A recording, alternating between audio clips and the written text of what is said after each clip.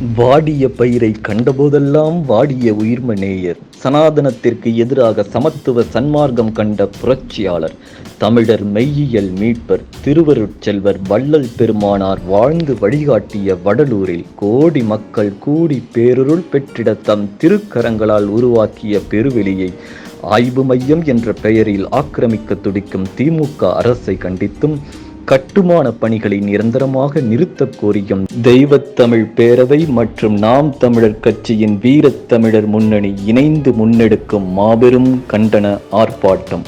தலைமை தமிழ் தேசிய பேரியக்க தலைவர், தெய்வத்தமிழ் பேரவையின் ஒருங்கிணைப்பாளர் ஐயா பே. மணியரசன் அவர்கள். கண்டன பேருரை நாம் தமிழர் கட்சியின் தலைமை ஒருங்கிணைப்பாளர் செந்தமிழன் சீமான் அவர்கள். நாள் 4/5/2024 சனிக்கிழமை மாலை 3 மணி அளவில். இடம் வடலூர் பேருந்து நிலையம் அருகில். மானத் தமிழரெல்லாம் மறக்காமல் கூடுவோம் நாம் தமிழர்.